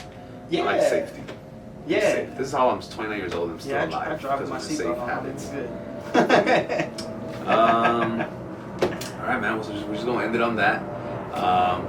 First and foremost, thank you again for being my first ever guest 2 years ago. Appreciate it, So sir. if you guys want to watch that episode, it's actually pretty good. That's where it was you guys should see the difference between that episode and this episode. Like a lot of things have changed. Shout out to Jackson, which was my first ever audio engineer and video engineer. That guy really did us a solid. Boy. He's the one that's actually doing all of our thumbnails, and whenever you see one of my Instagram videos that has like the the text above and below. He does it. Shout out to him. Hit him up if you need some of those videos. He has really good prices. Jackson, fuck, he has a fucked up last name. Butylane or some shit like that. I'll tag him, or just hit me up if you want his services. He's actually a really good digital artwork thumbnail guy. But yeah, man, thank you for coming on again. I appreciate it. Anytime I can support you or anything you need. Oh yeah, definitely. For your artwork or anything you need, just in general, just hit me up. Yeah, bro. So which one of these do I get to keep? Oh yeah, bro, we gonna figure it out. Oh yeah, you already made your choice. We can do that. Nice. We can do that. So we'll leave it. I'm already thinking we put a little right here, a little space, for sure. blend it in and everything. Yeah, no, bro, I appreciate you having me. What people really need to realize about you is you a real life facilitator in this game, bro. Like some real shit. You know, everybody's out here trying to make moves and better themselves, but when a lot of people do that, it's for them and them only. You know, I've seen you try to put other people on in the process, and that's what a lot of people nowadays are not doing. And I think it benefits you because it's a form of networking, and you're just a good person for doing so. Thank you. Like a lot of cats, like, you know, I ain't gonna lie, Mo's come at me with some crazy ass like ventures and like, yeah, bro, you should hop on this, you know. But it's never been like, you know, us growing up where we did. If someone comes at you like that, it's like, you a scammer, bro. But it's never been a hidden agenda with this man. Like, so I appreciate you coming as humble as you do and trying to put on others, because that's what this world really needs right now. You know, there's a lot of fuck shit going on. So look out for the people next to you. You know what I'm talking about? So this man has really been riding with me from the jump. And I'm riding with Lit Outlet from, you know, off top. So, you know what I mean? You know what I mean? Man, thank you for bringing that up. You know, I really don't like to toot my own horn or talk about myself, and you know, I think that's something that where I should like let people know what I'm doing with my shit. But my shit from day one has always been to like put people on, like. And my homies too, because I got a lot of interesting, talented people in my circle, and I feel like why not be the person? Like some people are good at art, some people are good at music, some people are good at this and that, engineering. Like, you know, Mike's been doing fantastic as far as getting paid off the podcast or getting paid off, you know, making music. And I feel like I've always been that person, like whether it's been in sports or at school, where like I bring people who don't know each other together and we can all vibe. Like when I met you, you brought all your homies and I already had homies and we meshed together, and like nothing really ever went bad. Like for sure. It was just good vibes and good energies, and just trusting my gut, bro. Like honestly, like trusting my gut when I meet somebody or I see somebody that like I feel like is a good person. Like I could tell right away. And if you're hitting me up and it feels like fake or forced and you want to be on the show and I don't really let you be on the show right away, it's probably because, you know, you didn't come at me right, or you're just not really someone that I want to put my name behind. Because anybody I have on my show has to have talent, has to be something good, or else I have a bunch of whack ass fools on my show. Like no one's gonna want to watch that shit. And to be honest with, like my shows aren't getting crazy views. I'm getting like 200-300 views a show, which is nothing crazy. Some even do worse. Some do 100 views or whatever. Have a shitload of subscribers, but nobody watches my shit. Have a shitload of fucking followers and no one likes my shit. Like, keep scrolling. But you know, yeah. But I feel like, you know, that's more my fault as far as not knowing how to market myself correctly, and that's something that I am gonna actually try to do better, because I've been doing the podcast full time. Well, I work full time and I'm a full time dad, and I've been doing the podcast also full time. So I got 3 jobs full time since January. And I feel since January, like the quality has improved. If you go back to my first Lit Outlet episode with Gregory Greens, it was very bad quality. Great content, very bad quality. Yeah. So my quality's coming up. I'm being a little bit more consistent with it. I'm producing shows now. You're on the Def Jeff What's Wrong With You podcast. I got my own podcast, this one, the Lit Outlet Trap House. I got the Art of Partnerships with the homie Mario and Kevin, which you actually know Kevin, which is crazy. Kevin, like everybody knows each other. That's the business podcast. And I got Duno's World. Duno's World is the homie from Echo Park, young cat. We're all his homies, young homie and homegirls. That's gonna be a big podcast. So I love that shit, bro. I love putting people in front of the camera. I don't have to be in front of the camera. I enjoy it. I feel comfortable now. When I first did it, I didn't. But I don't see why not. Why I can't have my own show too. We just dropped a snippet of one of the homies who does reggaeton. He's always wanted to do reggaeton. I have the mics. I have the amp. I got Mike knows how to engineer. He went to school for that shit. So we're doing music now. I got the homegirl BB Cat from Northeast LA. She's a great singer. We're gonna put her on. We're just like moving and shaking and just putting ourselves in position to win in different avenues. And you know, we're young, bro. We're in our 20s. Why not? This is the time to try and fail and waste money and invest in yourself. Because you're gonna be, we're all gonna be 50, 60, 70 years old one day, talking about like, man, I should have done this, and giving advice to young cats when you should be taking your own advice. Exactly. So I'm just about, thank you for bringing, like I said, thank you for bringing it up again. Yeah, for sure. But the point of this podcast is to have people in my area, like Hollywood gets a lot of love, LA gets a lot of love, South Central gets a lot of love. But this area over here on the east side, the Southgate, Downey, Linwood, parts of Long Beach, sometimes we don't get our shine just because we're so far away geographically from the center of the county. But man, we got talent over here. We got a lot of talent on this side. This side of tracks. That's what it is. And that's what I'm saying though. It's like culturally, we got to do better, for the Latino race and just in, blacks too. Like anybody that's seen as lesser than, you know what I'm saying? Like there's a lot of wealth out there. And we don't need to be greedy with it. Everybody could win. You know what I'm saying? Facts. So if one person gets put on, why not put on somebody else? Yeah. And I think that's really what you're doing. Cause like, you've been like you said, you've been rocking with this for a while and your buzz is really starting to pop right now. So now's the time to like really facilitate and get that, start dropping those dimes. Like I said, there's a lot of money out there in the world. There's a lot of fame. There's a lot of wealth and there's no reason why we should bogart it. You know what I'm saying? There's enough out there for everyone. We all need to get our piece of the pie. We've been held down for too long as a people. So now it's our time to really shine and get our piece of the pie. Facts. Let's really do up this American dream and show them how it's really supposed to be done. Yeah, facts. I mean, like eventually I want to have the production company be really big and scale it and make money. But man, at the end of the day, bro, this is fun, bro. Oh yeah, for sure. I fucking love. We're homies sitting down, talking shit. Talking shit on camera, and people are watching this shit right now. Bro, first of all, shout out to the people washing dishes right now. I want to give a big shout out to everyone who's washing dishes right now, listening or watching this show like on your phone. If you're driving in the car, shout out to you. If you're in the gym listening to this, shout out to you. Yep. If you're at work, supposed to be working but listening to this at the same time, shout out to you. I just want to give a quick shout out to the people who washing dishes. I feel like most people wash dishes while they do podcasts. I do random shit when I'm listening to podcasts, bro. Like shit that I definitely shouldn't be doing, like multitasking to the fullest. But y'all definitely some real ones if you stuck in this long and you're still handling your business while listening to us talk our shit. So that's real. Facts. And then one last thing before I throw it back to you is going to be if you really want to support the channel and the way the algorithm works on YouTube, whether it's Instagram, Facebook, anything like that, even Spotify or Apple, always like any post, always leave a comment. The like is not enough. Reply to all my stories because the way Instagram is set up, if we're engaging in conversations on the back end, Instagram will push up my shit in the Explore page, or it'll come up first in your feed. So I would really appreciate it if you leave a comment, like the shit, engage with a quick conversation, a quick convo, just to kind of boost up my shit. If you really want to support, I don't need your money. I really don't. I don't need you to pay me for watching the show. I don't want to charge nobody, but what I do ask for is likes and comments. It just really makes sense, even though it sounds corny, like make sure you like and subscribe and like this shit. It sounds really corny, but honestly, that's how you get. It's a social currency right now that's very important. It really is. And in the future, when we get the buzz up, we'll get paid off advertisement. And I never want to charge any of my viewers to watch my shit. Oh yeah. Second thing is gonna be on Anchor. If you listen to my shit, go to my bio, click on my link tree, and pick any of those, and you're gonna hear a commercial, Anchor commercial. Every time you listen to the full commercial, I get a fucking penny, bro. I get a fucking penny. Balling out of control. I'm just saying. Is it a prolific penny? It is not a prolific penny. It's just a regular Abe Lincoln. Facts. So just fuck it. Like go to my Apple Podcast. Play that shit. If you already heard the episode, put it on mute and let the fucking shit rock. Like hook me up with that penny real quick. But baby steps, and all that's gonna do is help me bring you better quality, better content. Let me put this out there in the universe. My first, after we get the music and the podcasting going, one of my first big purchases once we have enough money is I really want to open up a store on my boulevard here in South. It's called Tweety. Let's go. Feel me? That's what I'm talking about. I want to open up a store. I'm gonna sell blunt wrap. It's gonna be like a smoke shop, but I'm also gonna sell like pro clubs and t-shirts and jerseys. I want to put up your shit up in there.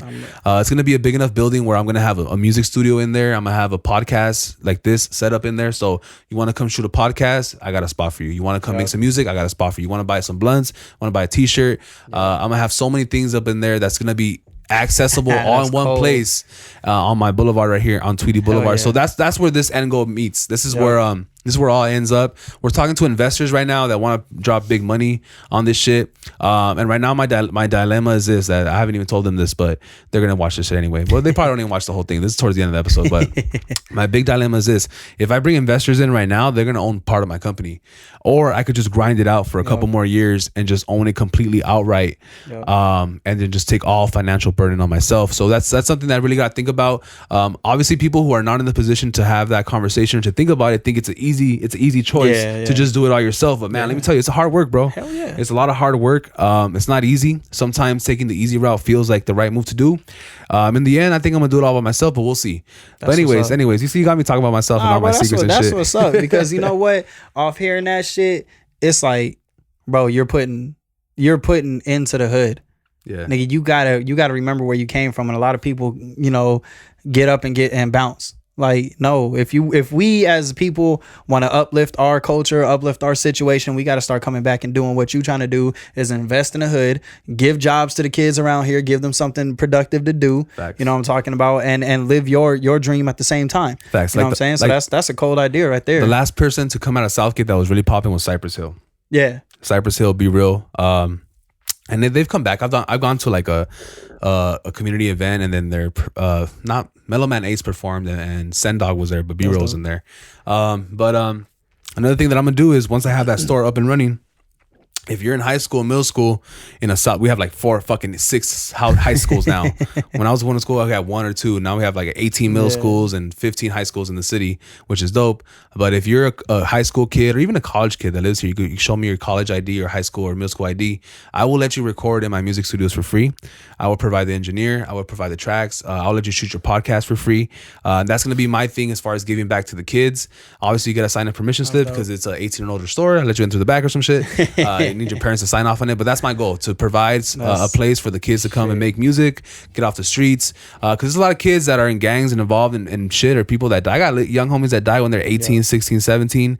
I got homies that are locked up when they just turned 18 and they did 10 years, just got out. There's so many things that we could have avoided just by having a place to kick it, other than the block. You feel me?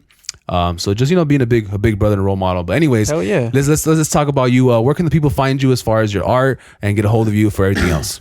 I run pretty much everything, my whole business behind my Instagram. It's at AZTEK AztekSoul Art. Don't be shy to DM me if you like anything. Anything you see on my IG, any piece of work you see me do, you can get in a canvas or you can get in a print for $15. The canvas, we're working on the price right now. So if you see anything on my page that you're interested in getting, you can get, just DM me.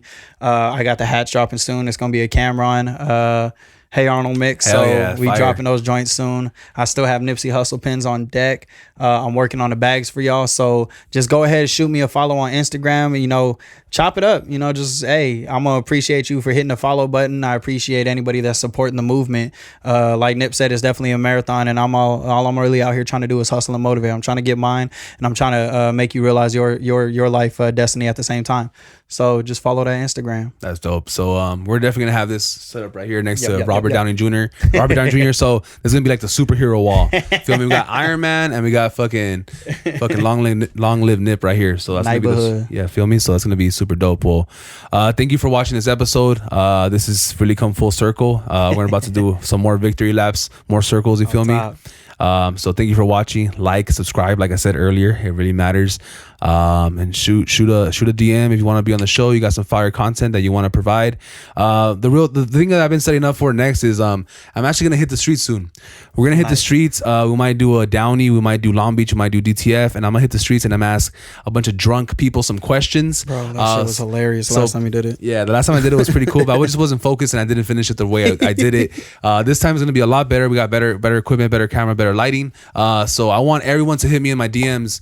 What questions would you want drunk people, mostly drunk girls or drunk guys, to answer right outside the club after? So stay tuned for that. Thank you for watching. Thank you, fucking AztekSoul, the homie Mondo, for coming through again. And we out. Talk to you guys later. Peace.